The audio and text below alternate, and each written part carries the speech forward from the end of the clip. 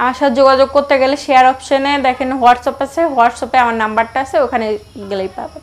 তা আমি চাই যে এমন কোনো লোক আছো যে আমাকে ভালোবাসতে চাই না, আমি সরাসরি আমাকে বিয়ে করতে চাও নাকি এমন কোনো লোক আছে? আমি ভালোবাসতে আর মন ভাঙতে চাই না, কারণ আমি খুব অসহায় একজন মেয়ে।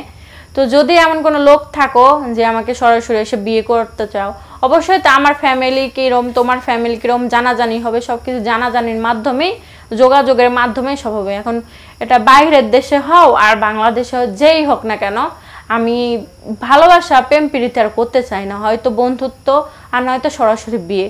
যদি কেউ আমাকে যদি ভালো লাগে থাকে, এখানে দেখে হোয়াটসঅ্যাপে মানে শেয়ার অপশনে ঢোকে আমার নাম্বারটা পেয়ে যাবেন, সেখান থেকে আমার সাথে যোগাযোগ করতে পারেন। যদি কারো ভালো লাগে, যদি হৃদয়বান ব্যক্তি থাকে যে হ্যাঁ বলবে যে আমাকে ভালো লাগছে, কিংবা তোমার ব্যবহার, তোমার কথা, কারণ মানুষের কথাতেই সব কিছু, বুঝছেন?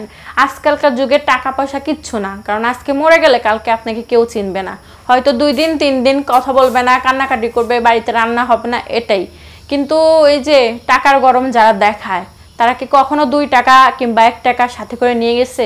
নিয়ে যাইতে পারে নাই, কারণ আসছে সবাই খালি গায়ে, কিন্তু যাইতে হবে সাদা কাফনের কাপড় নিয়ে। জন্ম মৃত্যু বিয়ে বলে মানুষ, সবাই বলে যে 3 বিধাতা নিয়ে, কিন্তু আমার মনে হয় কি জানেন, জন্মটাও একবার, মৃত্যুটাও একবার, কিন্তু বিয়েটা 1000 বার হয়।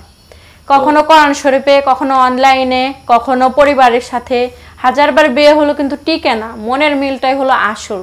তো এখন আপনি মানে সিদ্ধান্ত কি নিছেন, আপনি কি করতে চাচ্ছেন? আমি এখন সিদ্ধান্ত নিচ্ছি এটাই যে যদি কোনো হৃদয়বান ব্যক্তি থাকো, যে প্রবাসী হোক আর বাংলাদেশি হোক, আমি সরাসরি বিয়ে করতে চাই।